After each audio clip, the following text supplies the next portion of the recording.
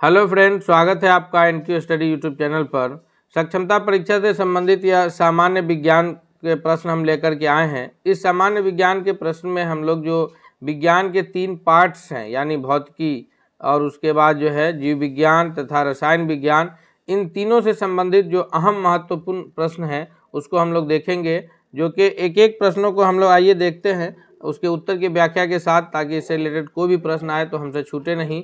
आइए हम लोग एक एक। पहला सवाल है कि जीव विज्ञान का जनक कौन है, यानी किनको जो है फादर ऑफ बायोलॉजी के नाम से जानते हैं। आप लोग उत्तर को कमेंट करके बता सकते हैं तथा साथ ही साथ आपसे रिक्वेस्ट है कि अगर आप चैनल पर नए हैं तो प्लीज़ आप चैनल को सब्सक्राइब कर लीजिए, ताकि कोई भी अपडेट्स आएगा तो सबसे पहले आप तक पहुंचेगा। और इस वीडियो को लाइक कीजिए, दोस्तों के बीच शेयर कीजिए, सभी लोगों की बेहतर तैयारी हो सके। क्वेश्चन है कि फादर ऑफ बायोलॉजी किसे कहते हैं, तो पहला नंबर क्वेश्चन का जो सबसे सही उत्तर है वो ऑप्शन नंबर सी के रूप में जाना जाएगा कि जीव विज्ञान का जनक यानी फादर ऑफ बायोलॉजी के नाम से जो जाने जाते हैं उनका नाम एरिस्टोटल यानी अरस्तु है। दूसरे क्वेश्चन की ओर चलते हैं, देखते हैं दूसरा नंबर क्वेश्चन क्या है। दूसरा नंबर प्रश्न है हमारे स्क्रीन पर कि हाइड्रोफाइटस होते हैं। हाइड्रोफाइटस किनको कहा जाता है? जो ऑप्शंस हैं हमारे पास कि समुद्री जीव को कहा जाता है, या फिर वो पौधे जो जल में उगते हैं जिसे जलीय पौधे कहते हैं, या फिर यह एक पादप का कोई रोग है, या फिर जड़ विहीन पौधा। इनमें से किसको जो है हाइड्रोफाइटस के नाम से जानते हैं? तो इस क्वेश्चन का दूसरा नंबर प्रश्न का जो सबसे सही उत्तर है वो ऑप्शन नंबर बी है कि जलीय पौधा को जो है हाइड्रोफाइटस के नाम से जाना जाता है। नेक्स्ट क्वेश्चन की ओर चलते हैं। क्वेश्चन नंबर तीसरा है कि जिन पौधों पर बीज बनते हैं किंतु पुष्प नहीं लगते, यानी बीज बनता है लेकिन पुष्प अर्थात फूल नहीं लगता, उन पौधे को क्या कहते हैं? वो आवर्त बीजी पौधा के नाम से जाना जाता है, या फिर अनावर्त बीजी पौधा के नाम से, या फिर टेरिडोफाइटस कहते हैं, या ब्रायोफाइटस कहते हैं। तो तीसरा नंबर सवाल का जो सबसे सही जवाब होगा कि जिन पौधे पर बीज बनते हैं वह बीज बनते हैं किंतु पुष्प यानी फूल नहीं लगते, वह जो है अनावृत्ति बीजी कहलाते हैं, यानी ऑप्शन नंबर बी जो है सबसे सही उत्तर है। क्वेश्चन नंबर चौथा है कि वास्तविक केंद्रक किसमें अनुपस्थित होता है? ये कवक में अनुपस्थित होता है, या फिर लाइकेन में, या जीवाणु यानी बैक्टीरिया में, या फिर ब्लू ग्रीन एलर्जी नीले हरे शैवाल में। इसमें से किसमें जो है वो केंद्रक अनुपस्थित रहता है? तो केंद्रक जो अनुपस्थित रहता है इसका सबसे सही जवाब है ऑप्शन नंबर सी कि जीवाणु में जो है केंद्रक अनुपस्थित पाया जाता है। अगले सवाल की ओर चलते हैं, देखते हैं अगला सवाल कौन सा है। क्वेश्चन नंबर 5 है हमारे स्क्रीन पर कि जड़ जो है वो विकसित होती है। जड़ किससे विकसित होती है? या प्रांकुर से विकसित होती है, या फिर मूलांकुर से, या तने से विकसित होती है, या फिर पत्तियों से विकसित होती है जड़? तो जड़ें जो विकसित होती है, पांचवा नंबर प्रश्न के लिए जो सबसे सही उत्तर होगा वह है ऑप्शन नंबर बी कि जड़ों का जो विकसित होना वह मूलांकुर से विकसित होती है, यानी बी आंसर जो है पांचवा नंबर प्रश्न के लिए सबसे सही उत्तर के रूप में क्या जाएगा? ऑप्शन नंबर बी जाना जाएगा। नेक्स्ट क्वेश्चन है क्वेश्चन नंबर 6 है कि आलू का जो खाने वाला योग्य है, आलू जो पोटैटो जिसे कहते हैं हम लोग इंग्लिश में, तो उसका कौन सा हिस्सा जो है, जो आलू जो हम लोग खाते हैं वह पौधे का कौन सा हिस्सा है? वह जड़ है, या कलिका है, फल है, या फिर तना है? तो आलू जो है वो पौधे का तना होता है, अर्थात ऑप्शन नंबर डी जो है वो सबसे करेक्ट आंसर होगा। वह आलू पौधे का फल नहीं बल्कि तना है, ऑप्शन नंबर डी के रूप में सबसे करेक्ट आंसर होगा। कंफ्यूज नहीं होइएगा, क्योंकि कोई भी कॉम्पिटिटिव्स के एग्जाम में जो है वो कैंडिडेट को कंफ्यूज करने के लिए क्वेश्चन दिए जाते हैं। नेक्स्ट क्वेश्चन है क्वेश्चन नंबर 7वां है कि यदि माइटोकॉन्ड्रिया काम करना बंद कर दे तो कोशिका का कौन सा कार्य नहीं हो पाएगा? हम सभी जानते हैं कि कोशिका जो है वो एक तरह से उसके कई सारे अंग है, जिसमें राइबोसोम, लाइसोसोम, माइटोकॉन्ड्रिया है, केंद्रक है, प्लाज्मा झिल्ली है। तो इन सब में जो माइटोकॉन्ड्रिया अगर काम करना बंद कर दे तो वहाँ पर कौन सा कार्य नहीं हो पाएगा? तो इसमें सबसे जो सही जवाब है 7वां नंबर प्रश्न का वह है कि भोजन का ऑक्सीकरण नहीं हो पाएगा, और भोजन का ऑक्सीकरण नहीं होगा तो भोजन पचेगा नहीं, यानी भोजन का ऑक्सीकरण ना होने की वजह से जो है हमारे शरीर को ऊर्जा नहीं मिल पाएगा। और माइटोकॉन्ड्रिया जो है ये power house of the cell के नाम से जाना जाता है। माइटोकॉन्ड्रिया अगर काम करना ही बंद कर दे तो फिर वो पूरा जो हम लोग भोजन करते हैं उसका ऑक्सीकरण होना ही संभव नहीं है। क्वेश्चन नंबर 8वां है कि निम्नलिखित में से सबसे बड़ा कोशिका अंग कौन सा है? ये जो कोशिकांग है ये गुणसूत्र है, या फिर माइटोकॉन्ड्रिया है, प्लास्टिड है, या गोल्जी काय है? इनमें से सबसे बड़ा जो कोशिका अंग है वो कौन सा है? तो 8वां नंबर प्रश्न के लिए जो सबसे सही जवाब के रूप में आंसर जाना जाएगा वह है ऑप्शन नंबर सी कि प्लास्टिड्स जो है यह सबसे बड़ा कोशिकांग है। और प्लास्टिड्स जो है वो केवल, याद रखिएगा, प्लास्टिड्स केवल जो है वह पादप कोशिका में यानी पौधे की कोशिका में पाया जाता है। प्लास्टिड्स जो है वो जंतु कोशिका में यानी मनुष्य में या किसी अन्य जानवरों में प्लास्टिड्स नहीं पाया जाता है। अगले सवाल की ओर बढ़ते हैं, नेक्स्ट क्वेश्चन देखते हैं। अगला क्वेश्चन है, क्वेश्चन नंबर 9 है कि प्रोटीन का निर्माण का सक्रिय स्थल कौन सा है, यानी प्रोटीन का निर्माण जो है कहाँ पर होता है। इसके लिए सबसे ये कौन सा कोशिकांग जो है, राइबोसोम है, लाइसोसोम है, माइटोकॉन्ड्रिया है या फिर गोल्जी का है। तो इसका जो सबसे करेक्ट आंसर होगा 9वां नंबर क्वेश्चन का ऑप्शन नंबर बी है कि प्रोटीन के संश्लेषण के लिए जो है राइबोसोम जाना जाता है। माइटोकॉन्ड्रिया जो है ये power house of the cell कहलाता है, यानी कोशिका का ऊर्जागृह है। और लाइसोसोम जो है यह आत्महत्या की थैली कहलाता है, suicidal bag of the cell के नाम से हम लोग इसको जानते हैं। तो अगले क्वेश्चन की ओर बढ़ते हैं, देखते हैं नेक्स्ट क्वेश्चन कौन है। क्वेश्चन नंबर 10 है कि ल्यूकोप्लास्ट जो अवर्णी लवक है यह मुख्यतः कहाँ पाया जाता है। ल्यूकोप्लास्ट जो है यह पौधे की जड़ों में पाया जाता है या फिर पादप कोशिका, ये पौधे की तना में या पत्तियों में या फिर फूलों में पाया जाता है। तो ल्यूकोप्लास्ट जो है वह ऑप्शन नंबर 10वां के लिए सबसे सही जवाब ऑप्शन नंबर ए होगा कि यह जड़ की कोशिकाओं में पाया जाता है। नेक्स्ट क्वेश्चन की ओर चलते हैं हम लोग। अगला क्वेश्चन देखते हैं, क्वेश्चन नंबर 11 है कि रॉकेट की कार्य करने की जो प्रणाली है वो कौन से सिद्धांत पर आधारित है। यानी यह जो प्रश्न है हमारा यह भौतिकी से रिलेटेड, फिजिक्स से रिलेटेड महत्वपूर्ण क्वेश्चन है, क्योंकि हम जो क्वेश्चंस आपको कराएंगे वो विज्ञान के तीनों पार्ट्स को हम लोग लेकर के सम्मिलित करेंगे, ताकि जनरल साइंस से जो भी क्विज बने वो हमारा एक भी क्वेश्चन छूटना नहीं चाहिए। हमारी तैयारी ऐसी हो कि क्वेश्चंस जो है हमारे से छूटना नहीं चाहिए। क्वेश्चन है कि रॉकेट की कार्य प्रणाली कौन से सिद्धांत पर आधारित है, वो न्यूटन के गति का कौन सा नियम वहाँ फॉलो होता है। तो 11वां नंबर क्वेश्चन के लिए जो सबसे करेक्ट आंसर है वो ऑप्शन नंबर ए है कि न्यूटन के गति का जो है तीसरा नियम, third law of the motion जो है रॉकेट प्रणाली के कार्य के लिए ये सिद्धांत है। आर्किमिडीज का जो सिद्धांत है वो जल में तैरने के लिए है। जल में जो ये तैरने नहीं कहेंगे हम लोग, तैरने के लिए मनुष्य जो जल में तैरता है वहाँ भी न्यूटन के गति का तृतीय नियम ही कार्य करता है। जैसे जल में जो ये जहाज वगैरह का जो चलना है वहाँ आर्किमिडीज का सिद्धांत जो है कार्य करता है। अगले सवाल की ओर चलते हैं। क्वेश्चन नंबर 12 है कि 20 kg के वजन को जमीन के ऊपर 1 मीटर की ऊंचाई पर पकड़े रखने के लिए किया गया कार्य क्या होगा। तो 20 मीटर का अगर वजन है, 20 kg वजन है, उसको जमीन के 1 मीटर ऊपर पकड़े रखना है, लेकिन अगर उसकी स्थिति में परिवर्तन नहीं आ रहा है। कार्य क्या होता है, W ये कार्य के लिए जो है बल लगाना, और बल लगाने के साथ साथ उसमें कुछ ना कुछ विस्थापन होना, तब जाकर के कार्य कहलाता है। लेकिन अगर कार्य में सिर्फ हम कोई बोझा लेकर के या कोई वस्तु को अपने सर पे लेकर के खड़े हैं और उसमें उसकी स्थिति में कोई परिवर्तन नहीं आ रहा है, तो वहाँ पर शून्य कार्य माना जाएगा। इसलिए option number D correct answer होगा कि 20 kg वजन है, जमीन से ऊपर 1 मीटर पर पकड़ के आदमी खड़ा है, लेकिन जब तक अगर जैसे कोई बोझ लेकर के, कोई मजदूर जो बोझा ढोता है या कोई सामान को सर पर रख के ढोता है, तो अगर वो सर पर लेकर के खड़ा है तो फिजिक्स कह रहा है कि कोई कार्य नहीं हो पा रहा है, क्योंकि जब तक वह वस्तु को एक जगह से दूसरी जगह नहीं पहुंचा देता है, विस्थापित नहीं कर देता है, तब तक कार्य जो है शून्य रहता है। हम पूरे दिन फोर्स लगाते हैं और कोई दीवार हमसे नहीं गिरता है, तो वो कहाँ है, कार्य क्या है, शून्य है। लेकिन फोर्स लगाए थोड़ा सा भी, लेकिन दीवार गिर गया। कागज फाड़ना है, थोड़ा सा फोर्स लगा के हम लोग उसको फाड़ दिए, तो वो एक भौतिकी के रूप में विज्ञान जो है वो एक कार्य कहेगा। लेकिन बल लगाएं, फोर्स लगाएं और उसमें कोई परिवर्तन नहीं हुआ तो वह कार्य नहीं होगा। इसलिए यहाँ पर जो है 20 kg की वस्तु को ले करके 1 मीटर की ऊंचाई पर खड़ा है, लेकिन उसमें कोई स्थिति में परिवर्तन नहीं आ रहा, इसलिए शून्य जूल कार्य हुआ।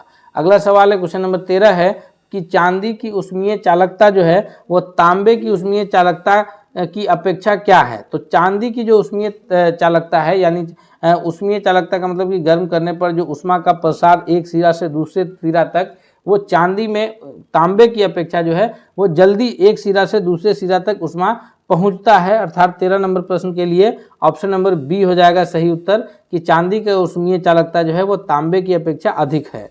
नेक्स्ट क्वेश्चन है, क्वेश्चन नंबर 14 है कि सूर्य विकिरण का कौन सा भाग सोलर कुकर को गर्म कर देता है। तो सोलर का जो सिस्टम है, सोलर प्लेट में क्या होता है कि जब सूरज की किरण सोलर प्लेट पे पड़ती है तो सोलर प्लेट पर इस पर अगर सूरज की किरण आकर के पड़ती है तो सोलर प्लेट में ये खासियत होता है कि वो फोटोन एनर्जी में चेंज करता है, यानी सूरज की रोशनी को इलेक्ट्रिकली चेंज करके, और फिर जो है ये सोलर उसी पैटर्न पे काम करता है। जो जब तक वो गर्म नहीं होगा तब तक वो कार्य नहीं करेगा। तो वो गर्म कौन से किरण करता है? पराबैंगनी किरण तो हम लोग तक आता ही नहीं है। अगर पराबैंगनी किरण आवे तो हमारे जान को उससे ज़्यादा नुकसान है। तो ये अवरक्त किरण जो है ये सूरज की विकिरण से सोलर कुकर को गर्म करने का कार्य करता है। नेक्स्ट है क्वेश्चन नंबर 15 है कि उबलते जल के द्वारा जलने की तुलना में भाप द्वारा जलना अधिक कष्टदायक होता है। जब पानी अगर उबल रहा है उसमें हाथ जो जलता है उसके कंपैरिजन में भाप से जो हाथ जलता है वो ज़्यादा कष्टदायक होता है। आखिर ऐसा क्यों होता है? तो भाप जो है ये पूरा भाप के जरिए स्टीम इंजन और भाप के जरिए बहुत सारे प्रयोग हुए हैं, बहुत सारे कार्य लिए गए हैं। भाप इंजन से जो है सबसे पहले रेलवे भाप इंजन की सहारा से चला।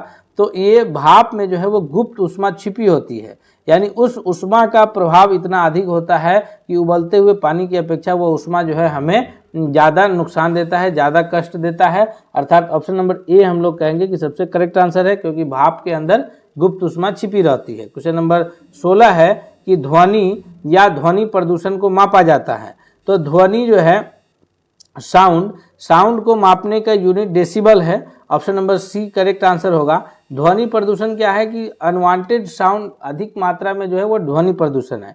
अगर हम कोई बात कर रहे हैं और उस बात को हम लोग धीरे कर रहे हैं, ये तो एक तरह से प्रदूषण नहीं है, लेकिन उसको अनवांटेड उस बात को अगर हम जो है हॉर्न से बोलना शुरू कर दे तो यहाँ पर एक तरह से अगर लोगों को तक पहुँचाना नहीं है लेकिन फिर भी हम उस बातों पर शोर मचाए तो यही अनवांटेड जो बातें हैं वह ध्वनि प्रदूषण की श्रेणी में चला जाएगा।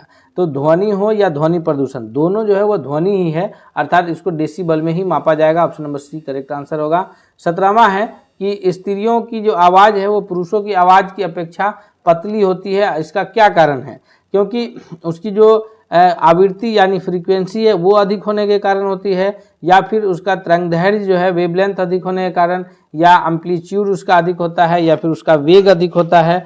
तो 17वां नंबर क्वेश्चन का जो सबसे सही उत्तर होगा कि स्त्रियों की अपेक्षा जो पुरुषों की आवाज़ स्त्रियों की आवाज़ जो है वो पुरुषों की अपेक्षा पतली है, क्योंकि उसकी जो आवृत्ति है वो अधिक होती है। नेक्स्ट क्वेश्चन है क्वेश्चन नंबर 18 है कि प्रकाशीय फाइबर किस सिद्धांत पर कार्य करता है? प्रकाशीय फाइबर, जिसको इंग्लिश में हम लोग ऑप्टिकल फाइबर के नाम से जानेंगे, तो ऑप्टिकल फाइबर जो है कम्युनिकेशन का सबसे उत्तम स्रोत के रूप में माना जाता है, क्योंकि ऑप्टिकल फाइबर कम्युनिकेशन जो है वो बहुत ही तीव्र कम्युनिकेशन होता है। ये ऑप्टिकल का जो स्पीड है 3 लाख किलोमीटर पर सेकेंड, उस स्पीड से समझिए तो ये ऑप्टिकल फाइबर केबल का कम्युनिकेशन होता है। तो ये किस सिद्धांत पर कार्य करता है ऑप्टिकल फाइबर? तो यह जो है टोटल इंटरनल रिफ्लेक्शन जो है ये प्रकाश का एक, जिस प्रकार से परावर्तन और अपवर्तन प्रकाश का किरणों का गुण है प्रकाश का, उसी प्रकार से प्रकाशीय फाइबर का जो है टोटल इंटरनल रिफ्लेक्शन एक गुण है, उसके आधार पर प्रकाशीय फाइबर कार्य करता है, ऑप्टिकल फाइबर कार्य करता है। क्वेश्चन नंबर 19 है कि किसके कारण आकाश का रंग जो है वो नीला दिखाई पड़ता है? या रिफ्लेक्शन यानी रिफ्रैक्शन यानी अपवर्तन के कारण होता है, या रिफ्लेक्शन परावर्तन के कारण होता है, या फिर स्कैटरिंग के कारण होता है, प्रकीर्णन के कारण। तो ये आकाश का रंग नीला जो दिखाई पड़ने का कारण है यह केवल प्रकीर्णन के कारण होता है। प्रकाश की किरणों का प्रकीर्णन जब होता है तो इसकी वजह से आकाश का रंग हमें नीला दिखाई पड़ता है। क्वेश्चन नंबर 20 है कि इंद्रधनुष में किस रंग का विक्षेपण अधिक होता है? जिस वर्ण का विक्षेपण इंद्रधनुष जो है या प्रकाश का जो किरणें हैं वो 7 रंगों का, उसमें 7 रंगों की बनी हुई पट्टी है, और यह जो है नेचुरली ढंग से निकलता है इंद्रधनुष, यानी प्रकाश की किरणों का नेचुरली जो है 7 रंगों में विभक्त होना हम इंद्रधनुष कह सकते हैं। तो इंद्रधनुष के जरिए जो है सबसे जो रंग का विक्षेपण सबसे कम विक्षेपण सबसे अधिक होता है वो बैगनी रंग है, सबसे कम जो होगा वो लाल रंग होगा, क्योंकि बैगनी रंग का जो ये है तरंगदैर्घ्य वो सबसे कम है और लाल रंग का तरंगदैर्घ्य सबसे अधिक है, इसलिए इसका विक्षेपण सबसे अधिक होता है। अगला सवाल है क्वेश्चन नंबर 21 है कि पदार्थ की परमाणविक सिद्धांत सर्वप्रथम कौन से साइंटिस्ट ने दिया है? पदार्थ के जो परमाणविक सिद्धांत है इसको देने का श्रेय जो है सबसे पहला श्रेय जो जाता है वो जॉन डाल्टन का जाता है। जॉन डाल्टन ने ही पदार्थ के परमाणविक सिद्धांत के बारे में सबसे पहले लोगों को अवगत कराया है। क्वेश्चन है 22 की परमाणु के कौन से मूलकण समान संख्या में होते हैं? तो परमाणु में 3 मूलकण होते हैं। पदार्थ के जो सबसे शुद्ध रूप है, पदार्थ का सबसे शुद्ध रूप क्या कहलाता है? तत्व, ये एलिमेंट्स। और तत्व का सबसे सूक्ष्मतम कण, बात को आप ध्यान से सुनिएगा, हम एक एक प्रश्न को जो है डिस्क्रिप्शन के साथ इसीलिए बता रहे हैं ताकि कोई भी एग्जाम्स में प्रश्न आवे तो आपसे छूटना नहीं चाहिए। इसलिए आपसे रिक्वेस्ट भी करेंगे कि आप अगर अब तक चैनल पर नए हैं तो प्लीज़ आप चैनल को जरूर सब्सक्राइब कर लीजिए ताकि कोई भी वीडियो आए तो वह सबसे पहले आप तक पहुँचे। क्वेश्चन है कि पदार्थ के कौन से मूलकण समान संख्या में होते हैं? तो पदार्थ के मूलकण जो समान संख्या में रहते हैं पदार्थ में, वह प्रोटॉन और इलेक्ट्रॉन है। जितना नंबर ऑफ प्रोटॉन होता है उतना ही नंबर ऑफ इलेक्ट्रॉन जो है पदार्थ में होता है। बाकी डिफरेंस इतना है कि इलेक्ट्रॉन जो है वो कक्षा में रहता है और प्रोटॉन नाभिक में रहता है। तीसरा जो कण है न्यूट्रॉन, जिस पर कोई आवेश नहीं है, कोई चार्ज नहीं है, वह उसकी संख्या निश्चित नहीं है, वह किसी हाइड्रोजन एटम्स में होता ही नहीं है, किसी में जो है प्रोटॉन से अधिक होता है, तो इसलिए उसकी संख्या निश्चित नहीं है। जो समान है वो इलेक्ट्रॉन और प्रोटॉन है। Option number B correct answer होगा। क्वेश्चन नंबर 23 है कि रदरफोर्ड के प्रकीर्णन में किसकी मौजूदगी को सिद्ध किया था? रदरफोर्ड जो परमाणु के बारे में स्टडी कर रहे थे तो उन्होंने क्या बताया था स्टडी करके? तो उन्होंने बताया था कि जितने भी पदार्थ है सभी जितने भी परमाणु हैं सभी परमाणु में जो है एटम्स में न्यूक्लियस पाया जाता है, केंद्रक पाया जाता है। केंद्रक के बारे में जो है पता लगाए थे सबसे पहले कौन? तो सबसे पहले अर्नेस्ट रदरफोर्ड जो है इन्होंने केंद्रक के बारे में पता लगाए थे। क्वेश्चन नंबर 24 है कि परमाणु भार का अंतर्राष्ट्रीय मानक क्या है? इंटरनेशनल जो मानक है परमाणु भार मापने का वो कौन सा है? तो 24वां नंबर क्वेश्चन के लिए सबसे सही उत्तर ऑप्शन नंबर सी होगा कि C12 यानी कार्बन 12 की जो पद्धति है वो परमाणु भार मापने का सबसे अंतर्राष्ट्रीय मात्रक है। क्वेश्चन है कि 25 की किसी तत्व के रासायनिक गुण निम्न में से कौन तय करता है? तत्व का रासायनिक गुण जो है इलेक्ट्रॉन तय करेगा या प्रोटॉन या न्यूट्रॉन? तो तत्व के रासायनिक गुण को जो है वो इलेक्ट्रॉन की संख्या वो तय करती है और खासकर तत्व के बाहरी कक्षा में जो नंबर ऑफ इलेक्ट्रॉन्स होते हैं वही नंबर ऑफ इलेक्ट्रॉन्स जो है उसके रासायनिक गुण को तय करने का कार्य करता है। इसलिए ऑप्शन नंबर बी जो है 25वां नंबर प्रश्न के लिए सबसे सही उत्तर क्या होगा? Option number B. Next question है क्वेश्चन नंबर 26 है कि रेडियोधर्मिता की खोज किसने किया था? रेडियोधर्मिता की खोज जो है वो रदरफोर्ड ने किया है, हेनरी वेक्वेरल ने किया है, या फिर रोंटगन ने किया है, या आइंस्टाइन ने किया है? तो 26 का सबसे सही उत्तर ऑप्शन नंबर बी है कि हेनरी वेक्वेरल ने किया है।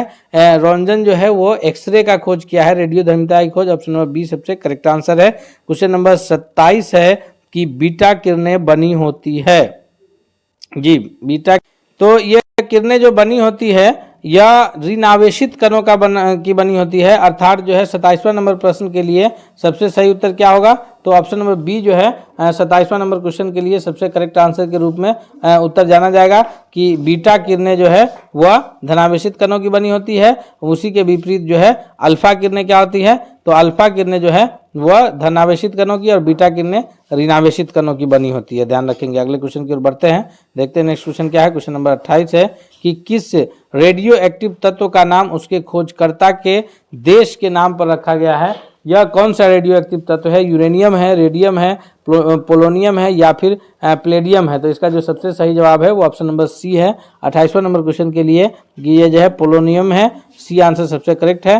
नेक्स्ट क्वेश्चन है क्वेश्चन नंबर 29 है कि सभी अम्ल जल में घुलकर क्या प्रदान करते हैं? तो जितने भी अम्ल हैं, अम्ल भस्म पर हम एक अलग ही वीडियो अपलोड करेंगे जिसमें अम्ल भस्म के से रिलेटेड जितने भी महत्वपूर्ण प्रश्न होंगे हम उसे उस वीडियो में कवर करेंगे। इसका जो सबसे सही उत्तर है 29वां नंबर प्रश्न का कि अम्ल जल में घुलकर क्या प्रदान करता है, तो इसके लिए 29 नंबर प्रश्न के लिए सबसे करेक्ट आंसर हो जाएगा ऑप्शन नंबर बी कि जितने भी अम्ल है वो जल में घुलने के बाद जो है हाइड्रोजन प्लस आयन जो है प्रदान करता है। नेक्स्ट क्वेश्चन है क्वेश्चन नंबर 30 है कि सभी अम्ल धातु से क्रिया करके कौन सा गैस देते हैं? तो जितने भी अम्ल हैं वो सारे अम्ल जो हैं वो धातु से अभिक्रिया करके हमेशा जो है वो हाइड्रोजन गैस देते हैं। जैसे कोई भी अम्ल की अगर हम लोग बात करें यानी HCl की अगर बात करें और ये Fe धातु से अगर अभिक्रिया कर लेता है तो यह FeCl2 बनाता है तथा हाइड्रोजन गैस मुक्त करता है।